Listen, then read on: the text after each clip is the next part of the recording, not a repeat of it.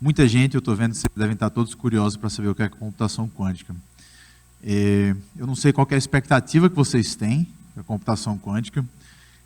A maioria das pessoas, quando se empolga com esse tema, não sei o que é que fica pensando, uns raios laser, uns computadores do futuro. Aí eu vou começar com a má notícia para vocês. A computação quântica é álgebra linear, é GAAL, pouquinho mais que GAAL.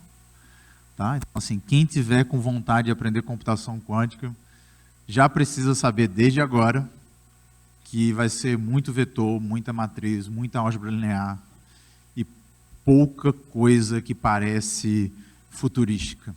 Tá? É mais matemática do que qualquer outra coisa. O objetivo dessa palestra é mostrar um pouco disso para vocês, tá? De uma forma, tentar fazer aqui da maneira acessível, eu acho, para quem já fez GAAL ou estudou um pouquinho de matriz no ensino médio, eu não sei. Mas eu vou também, no final, falar um pouquinho sobre perspectivas de futuro, sobre o que é que a gente pode fazer hoje com computação quântica, sobre o que é que a gente espera que vai acontecer com computação quântica daqui a alguns anos, beleza? Então, começar dizendo o que é que computação quântica não é. Computação quântica não é a resposta para todos os problemas da computação. E aqui eu já vou direto ao ponto. Alguns de vocês já devem saber o que é que são problemas NP difíceis. Computação quântica provavelmente não será a resposta para resolver problemas NP difíceis. Tá? Computação quântica, ela acessa mais do que um computador clássico para alguns tipos de problema, ela oferece algumas vantagens que eu vou falar daqui a pouco, mas ela provavelmente não vai ser,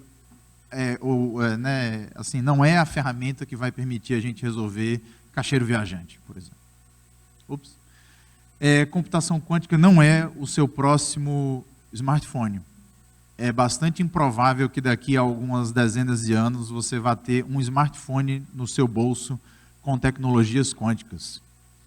Tá? Então, essa não faz sentido esperar que isso aconteça. Certamente não é algo simples de construir. Com todo o desenvolvimento exponencial da tecnologia, da física, da ciência nos últimos 50 anos, ainda estamos aí há décadas tentando construir um computador quântico que seja útil. Então, é algo difícil. Mas, felizmente, computação quântica não é ficção. Já existem computadores quânticos hoje no mundo funcionando e provavelmente haverá computadores quânticos úteis funcionando daqui a alguns anos. E também não é algo difícil de começar a entender. Essa foto aí é uma foto do meu filho aprendendo computação quântica com 2 meses de idade. Então, ele aprendeu. Então, todo mundo tem capacidade. Vamos lá. Onde que a computação quântica é diferente da computação clássica? E é muito comum ouvir coisas do tipo: a lógica quântica é uma lógica probabilística, ou a lógica quântica não é só 0 e 1. E essas são coisas muito abstratas e que às vezes elas até são um pouco erradas. A maneira correta, talvez, de lidar com isso é explicando mesmo. A diferença da computação quântica para a computação clássica, e de fato, ela começa na unidade básica de informação. Tá? Na computação clássica, ela está modelada em cima de objetos físicos que codificam um bit. E o que é um bit? Um bit, se você imaginar matematicamente, é um conjunto com 2 elementos, e o estado de um bit é um dos 2 elementos. E aí você tem lá, e aí você codifica isso como um transistor lá, passando mais corrente ou menos corrente, sim ou não. Na computação quântica, não é que você tem de 0 a 1. Na verdade, na computação quântica, o correto é você imaginar essa analogia assim: ao invés de você ter um conjunto com 2 elementos, você tem um espaço vetorial com 2 dimensões. Tá? Então, essa é exatamente a analogia do clássico para o quântico. E aí, se você pensar dentro de um conjunto com 2 elementos, você só pode escolher um dos 2 elementos, mas em um espaço vetorial com 2 dimensões, você pode escolher vários espaços vetoriais com uma dimensão dentro dele. Pensa num plano e todas as possíveis retas que estão no plano. Então, essa é a analogia. Qualquer reta num plano é o possível estado de um qubit. Tá? E aí, do ponto de vista físico, a construção de um bit, né, como muitos de vocês já devem saber, transistores, capacitores, corrente elétrica, né, e para construir um qubit, aí a gente usa outros elementos da física. Por exemplo, estados de elétrons, polarização de fótons e outras coisas. Tá? O que é que pode e o que é que não pode fazer com o qubit? E a primeira notícia ruim é que você não pode copiar. Se eu tenho aqui um qubit em um determinado estado e eu entrego ele para você e eu falo, produza um outro qubit, mantenha esse qubit do jeito que ele está e produza um outro qubit com o mesmo estado. Isso, no computador clássico, né, todo mundo, óbvio, acostumado a fazer isso, Ctrl+C, Ctrl+V. Né, a primeira coisa que todo mundo aprende. Num computador quântico isso não será possível, o que já parece ser um grande dificultador, tá, de como que as coisas funcionam. Um qubit ele pode estar em um estado que representa muitas possibilidades ao mesmo tempo. Eu já vou tentar explicar em mais detalhes o que é que isso significa, porque isso talvez é a principal preconcepção que todo mundo tem quando escuta falar de computação quântica. Infelizmente, se eu também te entrego um qubit, eu não te falo nada sobre ele, você, a princípio, não consegue descobrir exatamente em que estado ele está. Você precisa que, pelo menos, eu te diga um conjunto de estados que aquele qubit está, para você verificar em qual deles. Mas se eu te entrego o qubit e não falo mais nada, você não consegue saber em que estado ele está. Vê como isso é diferente da computação clássica. Né? Onde se eu te entregar lá um capacitor, você sabe dizer se ele está, né, carregado ou não, por exemplo. Uma coisa mágica da computação quântica é que ela pode gerar efeitos instantâneos. E quando eu falo instantâneo aqui, é mais rápido do que a velocidade da luz. Mas também não é transmissão de informação mais rápida do que a velocidade da luz. É efeitos. É uma coisa difícil de entender. Não vai ser exatamente o tema da palestra hoje, mas é importante saber que é possível gerar esses efeitos de forma instantânea. Instantânea é o que significa instantâneo, né? Mas assim, você pode pensar que se as pessoas estão separadas por anos-luz, ainda assim vai acontecer de forma instantânea. Uma das melhores coisas da computação quântica é que se você observa algum aspecto de um qubit, ele guarda nele intrinsecamente a informação de que ele foi observado. Então, isso permite que você imagine sistemas de comunicação completamente seguros. Eu posso enviar um qubit para outra pessoa e quando ele chegar lá, a pessoa poderá saber que ele foi observado. Tá? Mas, uma das piores coisas da computação quântica dos qubits hoje em dia é que eles têm uma instabilidade muito grande. Eles duram muito pouco tempo. Quando eu falo muito pouco tempo, são nanosegundos. E para eles durarem mais do que isso, eles precisam estar resfriados a temperaturas muito baixas ou serem codificados de maneira muito difícil de serem manipulados. Tá? Então, isso é o principal motivo, esse último ponto, o principal motivo pelo qual a gente ainda não tem um computador quântico hoje funcionando de forma satisfatória. Tá? Deixa eu dar um exemplo aí. Imagina que um qubit está codificado como um elétron, o spin de um elétron, e para efeitos dessa palestra você pode pensar mesmo que um elétron é lá uma esferazinha girando no espaço. E ela gira em torno de um eixo. Tá? E aí ele pode girar com esse eixo para cima, e aí isso eu vou codificar como vetor 1, 0. Ele pode girar com esse eixo para baixo, e eu vou dizer que esse é o vetor 0, 1. Mas ele também pode girar em outra direção. E, por exemplo, essa direção horizontal aí, ou com o eixo para cima ou para baixo, ele está nessa direção horizontal. Isso seria como se fosse um estado em superposição, um estado intermediário, mas talvez não seja assim, nem adequado pensar que esse é um meio do caminho. É melhor pensar que é uma terceira possibilidade, independente das outras duas. Tá? E aí uma operação quântica aplicada a um qubit, por exemplo, nesse estado em superposição, é a mesma coisa que aplicá-la em cada estado separadamente. Por quê? Porque as operações de computação quântica elas funcionam em forma linear. Então, se aquele vetor é a soma dos outros dois, na hora que você aplica uma operação linear nele, ela está sendo aplicada, né, nos outros. Você pode primeiro aplicar em cada um dos outros dois e somar, ao invés de primeiro somar e depois aplicar a operação. Se você tem 2 qubits, quantas possibilidades existem? Né? Se você só considera esses para cima e para baixo, né, você tem aí 4 possibilidades. Então, com n qubits, você tem 2 elevado a n possibilidades, desses aí para cima e para baixo, exatamente como seria o caso com bits. Né? Exceto que com qubits, além dessas possibilidades, você também pode ter estados como no slide anterior. Né? Então, assim, você... o ponto aqui é você... por linearidade, né, imaginar que se eu tenho n qubits, eu vou ter um espaço vetorial de dimensão 2 elevado a n, ao invés de um conjunto com 2 elevado a n. Beleza? E aí, muito se fala do experimento lá do gato de Schrödinger, né, que tem um gato dentro de uma caixa.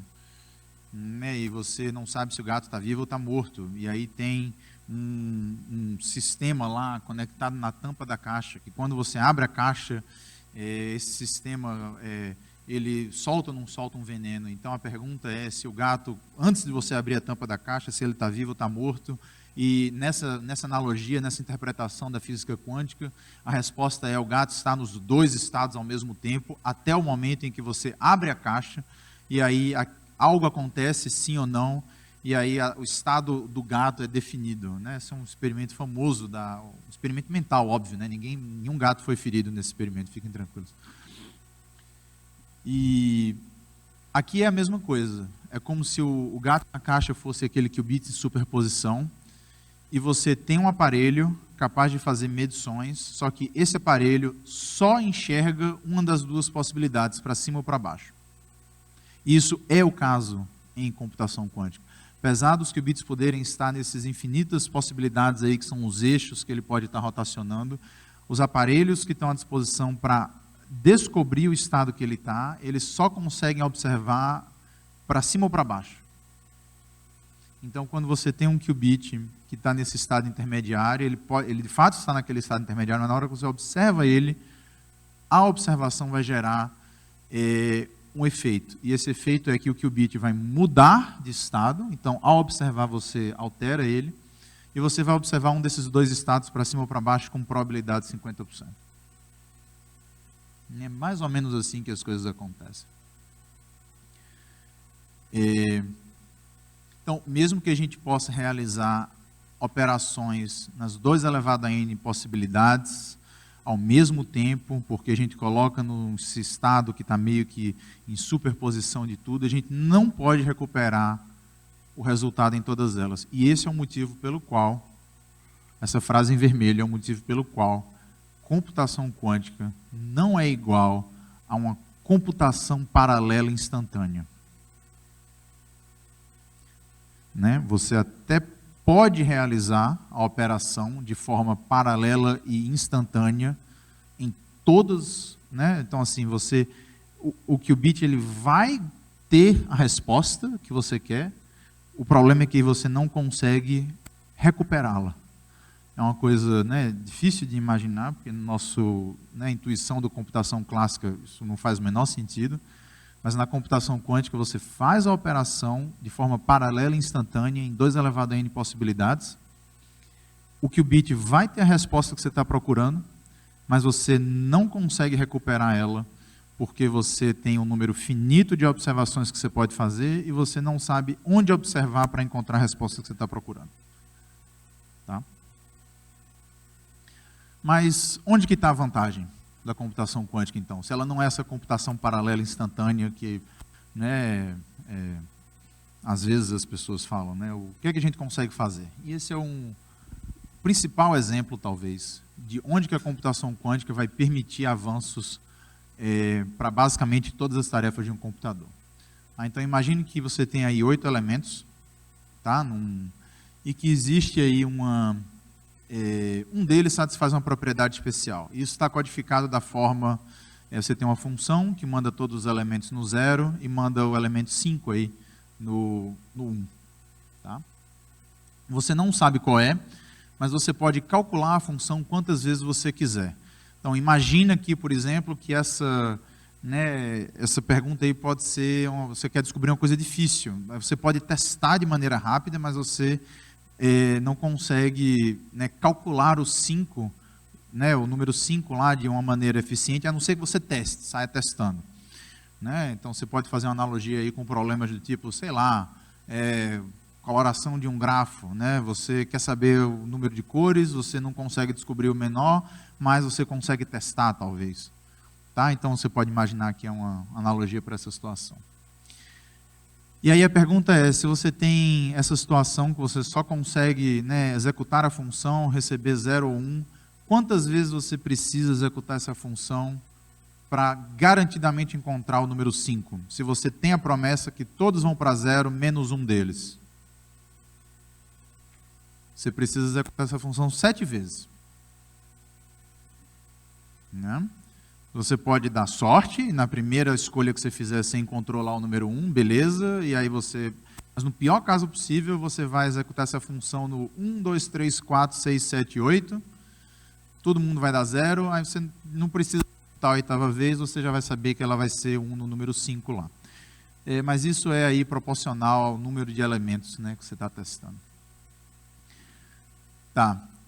Na computação quântica, a gente transformaria, em vez de ter 1, 2, 3, 4, 5, 6, 7, 8, a gente teria qubits representando esses números, e aí a gente teria uma maneira quântica de calcular essa função, e aí você poderia supostamente colocar todos esses qubits em superposição, calcular a função uma vez só, em todas as possibilidades ao mesmo tempo, mas você não saberia recuperar, porque você não consegue observar as coisas direito. Porém, existe uma maneira, um algoritmo famoso de computação quântica, que, levando em conta todas as dificuldades, ele mostra que se você tem 2 elevado a n possibilidades, você não precisa testar as 2 elevado a n possibilidades, você pode testar raiz quadrada de 2 elevado a n. Então, esse é o motivo pelo qual é justo falar que um computador quântico funcional, que a gente ainda não tem, mas que poderá ter nos próximos anos, será capaz de acelerar quase que qualquer tarefa, qualquer algoritmo, por uma ordem quadrática. Tá? Essa é a única promessa razoável. E é matematicamente demonstrado que para um problema que você não conheça a estrutura, não saiba mais nada sobre ele, um computador quântico não poderá ser melhor do que isso. Tá? Então isso, claro, te dá um ganho de complexidade bom, mas não está resolvendo problemas de complexidade exponencial. Porque se você precisa, sei lá, de 2 elevado a 100 operações para resolver um problema muito difícil, e ninguém consegue resolver esses problemas, com computação quântica você vai precisar da raiz quadrada disso. 2 elevado a 50. Continua ruim, continua exponencial, pode continuar inclusive inalcançável. Mas, para outras tarefas, esse ganho quadrático é um ganho vantajoso, é um ganho bom. Tá? Então, isso é o que dá para prometer para qualquer tarefa da computação. Porém, existem outros problemas onde a computação quântica oferece ganhos mais poderosos. Os problemas têm que ser problemas com mais estrutura, com mais particularidades. Por exemplo, o mais famoso deles, que quem já pesquisou sobre computação quântica certamente ouviu falar disso, é um computador quântico capaz de fatorar números de maneira exponencialmente mais rápida do que um computador clássico. Tá? Então, fatoração de inteiros. E aí, qual que é a principal motivação econômica para isso? Criptografia.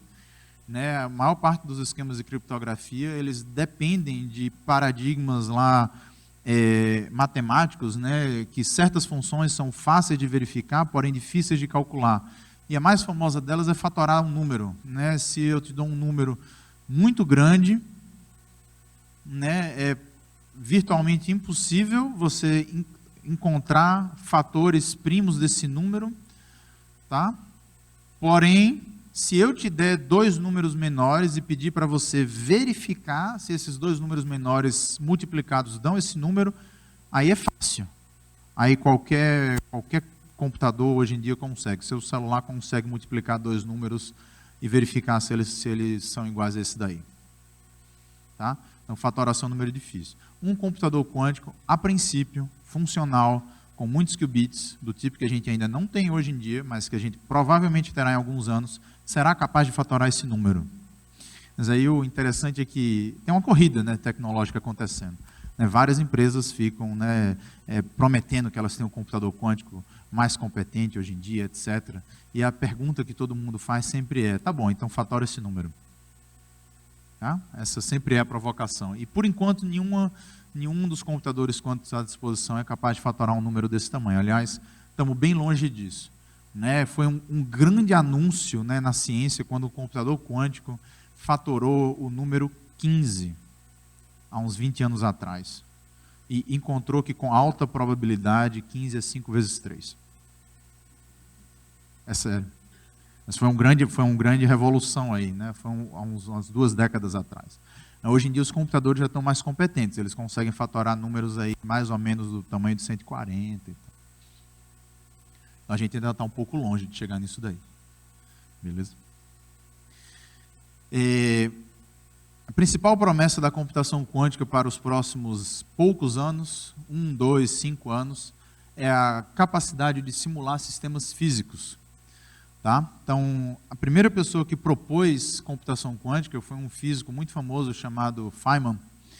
E essa foi, de fato, a principal motivação quando ele propôs isso ali nos anos 60. Né? Ele era um físico, ele estava pesquisando física, ele queria fazer simulações de sistemas físicos. E aí ele pensou, se eu quero simular um sistema que é quântico, por que eu estou usando um computador que não é quântico?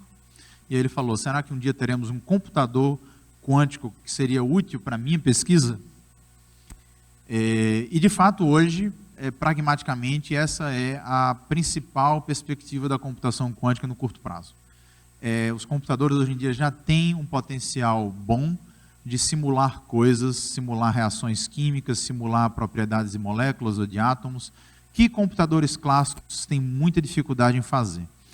E isso por si só já justificaria os bilhões que estão sendo investidos em computação quântica hoje no mundo, porque nós, até assim, é uma coisa que está longe do nosso dia a dia, mas a humanidade gasta muita energia fazendo reações químicas ineficientes. A mais famosa delas é o enriquecimento da amônia com nitrogênio, algo que é fundamental para a indústria de fertilizantes. A gente tem comida farta hoje na maior parte do planeta por causa disso, mas a gente gasta 2% de toda a energia elétrica produzida no mundo em indústrias que fazem enriquecimento de amônia. Se a gente tivesse reações químicas para fazer isso mais eficientes, imagina a economia que isso geraria para o nosso planeta. Tá? Então, por si só, isso já seria um bom uso. Se um computador quântico mais poderoso que a humanidade possa construir se limitar a fazer isso, já valeu a pena. Né? E isso vai permanecer muito longe aí da realidade da maioria das pessoas. Tá? E aí tem outras aplicações interessantes, por exemplo, quantum chemistry, né, como se chama, para gerar novas drogas, ou para estudar dobras de proteína, né, e além do que o AlphaFold fez aí há uns anos atrás. Então essas são possíveis vantagens aí da computação quântica num curto prazo, talvez. E computação quântica também é muito bom para resolver alguns tipos de sistemas lineares. E eu acho que nessa altura do campeonato vocês já entenderam que quase tudo o que acontece dentro de um computador hoje em dia, principalmente quando você faz IA, envolve resolver sistemas lineares e multiplicação de matrizes e coisas do tipo. Então, a princípio, a computação quântica também seria capaz de oferecer umas vantagens aí nessa parte. Tá?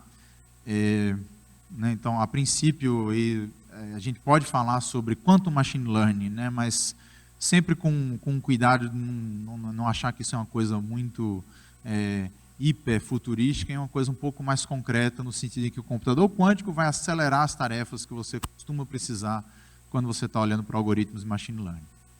Tá? A maioria das vezes que alguém fala de computação quântica ou informação quântica, aparece essa palavra.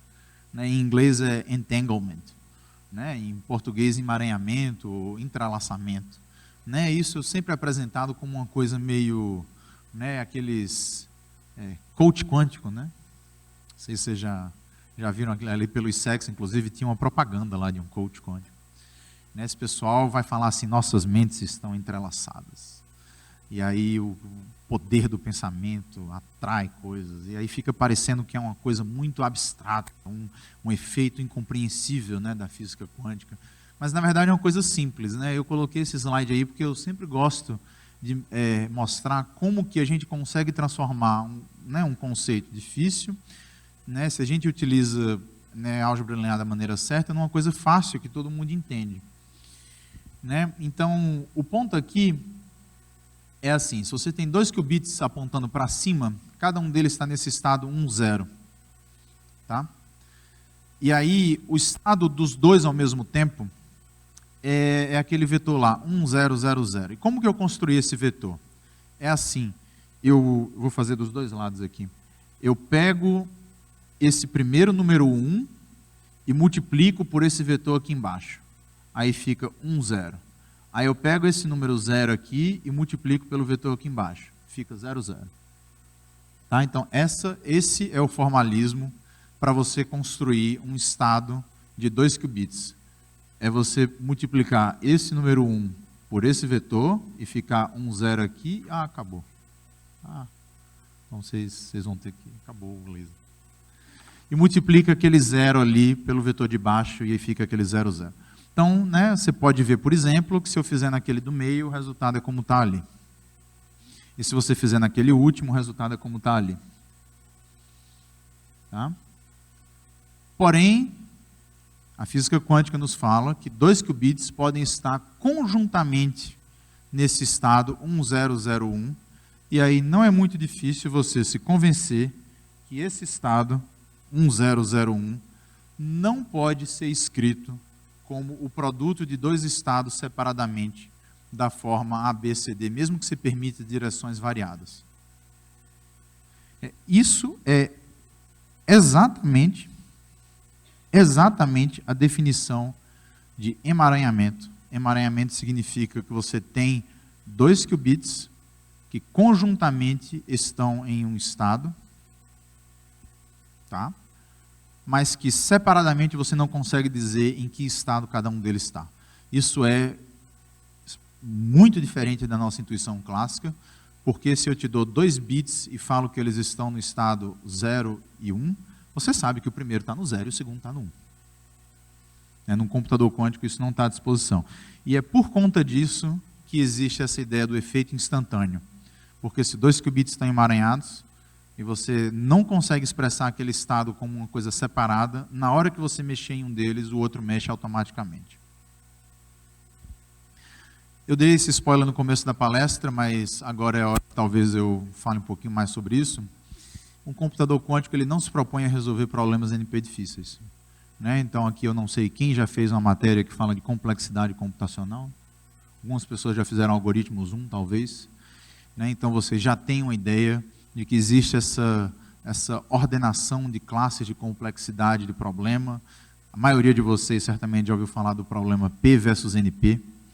Né? Então vocês sabem que alguns problemas são inerentemente difíceis de resolver, porque não se conhece o algoritmo em tempo polinomial para eles, e eles são equivalentes a vários outros problemas que também não se conhece algoritmo que funciona em tempo polinomial para eles, e esses são os algoritmos que estão na classe aí NP. Né? E alguns problemas dessa classe são os mais difíceis, são os NP completos. Né? E aí você tem a classe dos problemas P, né, que você tem solução em tempo polinomial. Então, nesse momento, é o momento que todo mundo pode ficar se perguntando, e um computador quântico está onde aqui? Qual que é a classe aqui? Né? E a resposta é essa. Contém a classe P, então, felizmente, tudo que você consegue fazer eficiente no computador clássico, você também consegue fazer eficiente no computador quântico. Contém alguns problemas que a gente não sabe se pertencem à classe P, por exemplo, fatoração de inteiros. Alguns outros problemas que a gente não sabe se pertencem à classe P, a gente também não sabe se pertencem à classe de problemas que o computador quântico resolve de forma eficiente, por exemplo, isomorfismo de grafos. E ninguém da comunidade acredita que um computador quântico será capaz de resolver de forma eficiente problemas NP completo. Então, essa é o nosso maior chute, né? E, inclusive, essa classe de problemas que um computador quântico pode resolver de forma eficiente pode conter, inclusive, problemas que não estão na classe NP. Estão na classe P-Space, mas não estão na classe NP. Então, isso é o desenho aí da possibilidade, mas nada disso é demonstrado. Tudo isso são possibilidades. Tá? Né? Naturalmente, se alguém, por exemplo, mostrar que P é igual a NP, é óbvio que as coisas vão mudar nesse diagrama, independente do que um computador quântico faz ou não faz. Tá? Então, isso é o desenho aí da complexidade, né, de computação quântica. E aí, se você lê o que está escrito aí, ainda está falando BQP e o B vem de Bounded Error, porque toda vez que você realiza operações no computador quântico, você observa coisas com certa probabilidade. Então, você sempre terá, para qualquer tarefa, virtualmente qualquer tarefa no computador quântico, a possibilidade de ela ter ocorrido com erro. Né? E aí, né, todo provável futuro uso de um computador quântico vai envolver repetir os algoritmos algumas vezes para mitigar a possibilidade desses erros. Tá? Mas isso não costuma ser um problema. Enfim, o que é que um computador quântico pode fazer hoje, né, que a gente pode se empolgar com computação quântica? Eu coloquei aí em azul o nome de algumas tarefas que um computador quântico essencialmente consegue fazer. Shor se refere a Peter Shor, que foi o cara que inventou o algoritmo quântico para fatorar números inteiros. Né? Então, a princípio, o algoritmo de Shor, que fatora números inteiros, é uma tarefa que um computador quântico é capaz de fazer. Grover se refere a Luke Grover, o cara que inventou aquele aceleração quadrática que eu falei no começo da palestra, que acelera qualquer algoritmo de um computador clássico de forma quadrática.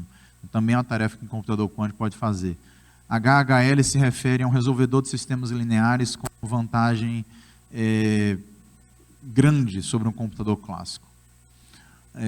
QAOA, VIC-E e Adiabatic, tudo se refere a uso de computação quântica para promover heurísticas muito boas para resolver problemas de otimização. Então, são maneiras diferentes de você organizar um computador quântico para ele resolver problemas de otimização, problemas da maneira como vocês podem ter visto já em algumas matérias aí, quem já fez PO, por exemplo. Tá?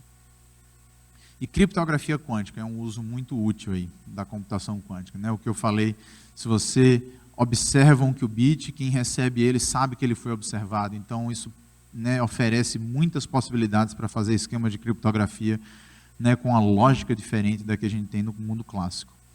Né? Então, esses são os algoritmos que, a princípio, um computador quântico pode fazer, e tem alguns outros, mas esse é um bom apanhado aí dos paradigmas mais conhecidos. E aí o que vai acontecer é que você vai pegar um problema do mundo real, e aí eu coloquei aí alguns bullets em rosa aí, com algumas propostas de problema, você vai modelar como um problema matemático e você vai olhar para o que o seu computador quântico resolve. Por que eu gosto de falar sobre isso? Porque hoje em dia é muito comum você abrir aí, sei lá, um newsletter aí em qualquer lugar e ver alguém falando ou um artigo lá na Nature falando de Quantum Finance, falando de Quantum Machine Learning, Quantum Chemistry, Quantum Communication. Eles ficam, como assim? O que está acontecendo aqui? Será que eu estou colocando meus portfólios de ações dentro de um computador quântico? E o que é especial aqui? Na verdade, é assim, todas essas áreas, finanças, comunicação, química, você vai ter problemas, né, interpretados do mundo, que você vai modelar como um problema matemático, muitas vezes como um problema de otimização, e aí você vai olhar para o que é que um computador quântico oferece. Então, Quantum Finance nada mais é do que você utilizar algoritmos quânticos de otimização para resolver problemas de finanças. Tá? E, de fato, esses três aí que eu marquei em vermelho agora, provavelmente eles estão mais longe da nossa realidade, hoje, tecnológica. Eles são eles demandam mais hardware do que atualmente a gente consegue prever que a gente terá à disposição. Então, existe inclusive a possibilidade que nenhum computador quântico será jamais capaz de implementar o algoritmo de Shor, por exemplo. Muitas pessoas que acreditam que um computador quântico funcional vai existir daqui a pouco, também acreditam que esse computador quântico funcional não será capaz de fatorar números inteiros. Talvez a segurança da internet possa permanecer nas mãos do RSA, ninguém sabe exatamente. Porém, esses 3 aí de otimização, eles são mais realistas no curto prazo, e eles são os algoritmos que tipicamente vão ajudar a fazer essas tarefas mais interessantes aí, em finanças, em machine learning, em química. Então, é um bom sinal. A gente está num caminho bom para utilizar um computador quântico, talvez daqui a um tempo. É isso. Obrigado pela atenção. Uma última palavrinha. Quem se interessou muito por computação quântica, eu tenho tentado aqui no DCC, oferecer aí com alguma regularidade uma matéria de computação quântica. Teve um no semestre passado, e eu provavelmente tentar organizar de novo no ano que vem. É uma matéria que costuma atrair muita gente curiosa, mas ela é uma matéria que tem muita matemática. Tá? Então, já avisando assim que esse é um caminho legal, muito interessante, muito bom, mas você tem que estar disposto, quem quer mesmo aprender computação quântica, tem que estar disposto a encarar um pouco de matemática, aí, principalmente no começo. Tá? Mas já tem muito tutorial na internet disponível, você pode começar hoje com a maneira mais hands-on, IBM tem uma linguagem que chama Qiskit, que você pode usar uns tutoriais, você entra, você implementa alguns desses algoritmos, mesmo sem entender como é que está funcionando, você pode ter essa curiosidade. E aí, se você realmente empolgar, gostar muito, me procure, apareça lá na matéria no ano que vem, e beleza, valeu. Bom almoço aí para todo mundo.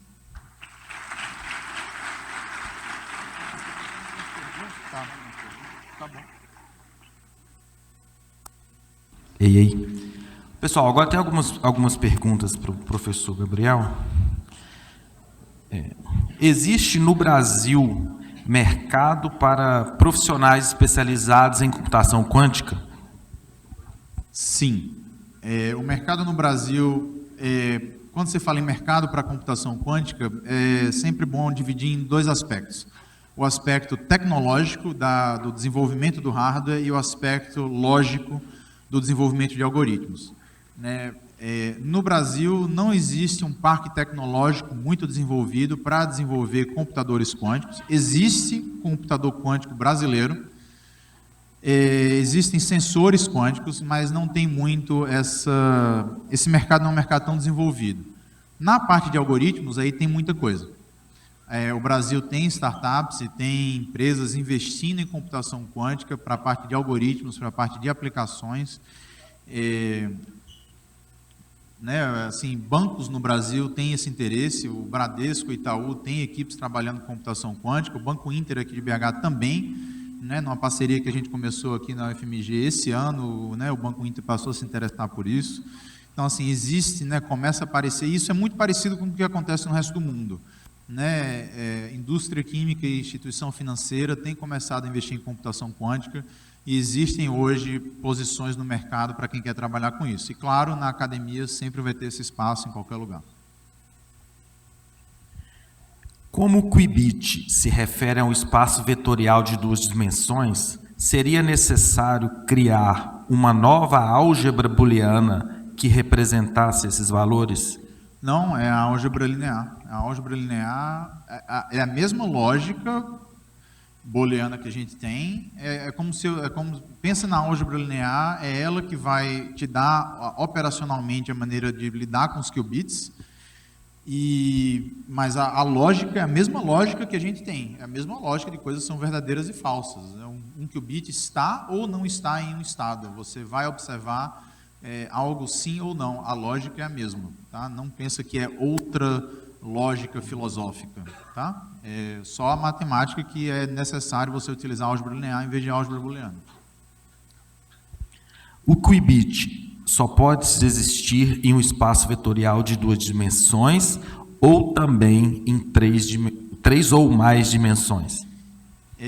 A maioria dos objetos físicos utilizados de forma bem sucedida para modelar informação quântica, eles são qubits em 2 dimensões, mas a física não proíbe, inclusive existem exemplos de objetos físicos que habitam em dimensões maiores, né, 3 ou 4. Mas, por exemplo, se você utilizar 2 qubits, conjuntamente é um espaço de 4 dimensões. 3 qubits conjuntamente é um espaço de 8 dimensões. Então, é claro que você pode pegar 3 qubits e olhar só para uma parte ali daquele espaço, você vai ter uma coisa em 3 dimensões.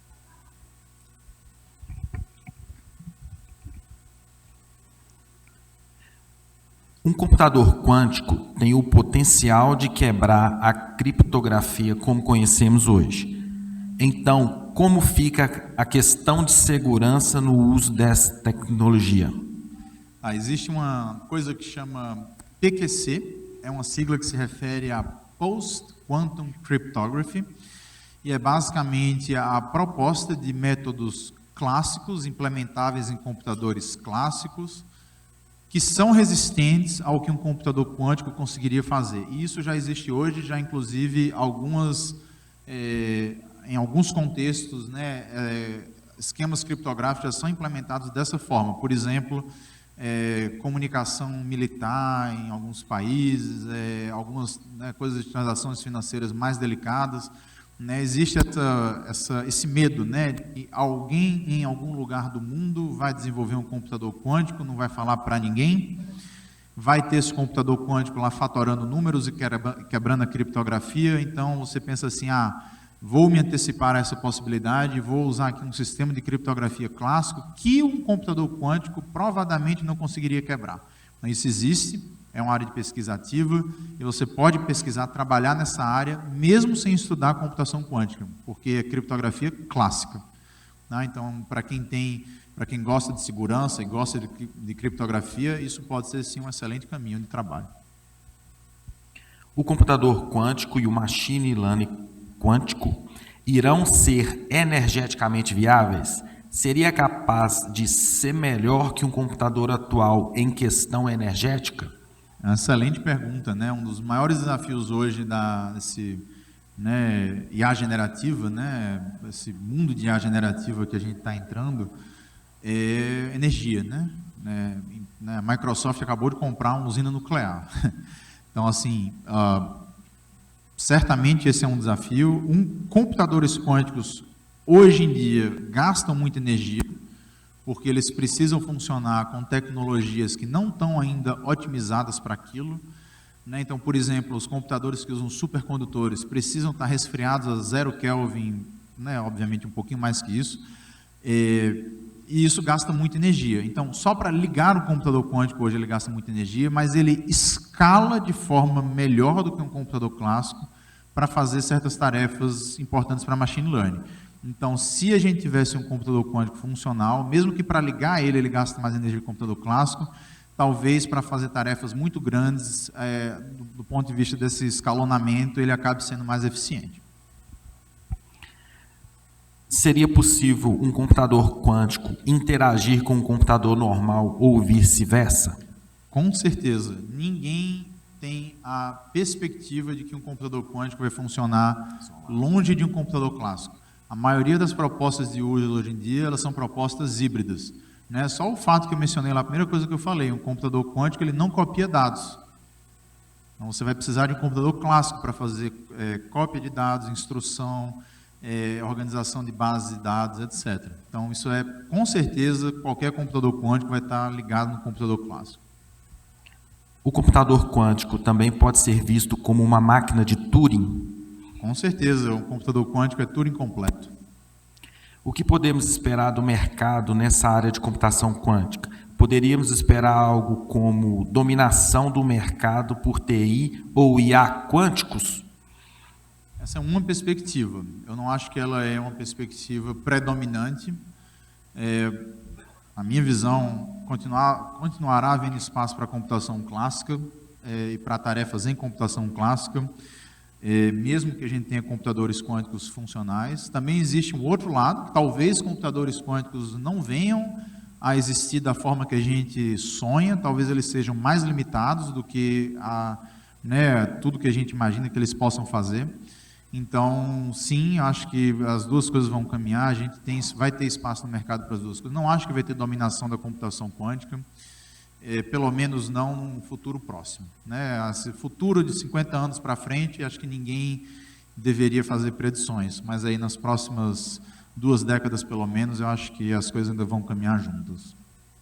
Os programas para rodar em computador quântico são escritos de formas diferentes dos tradicionais?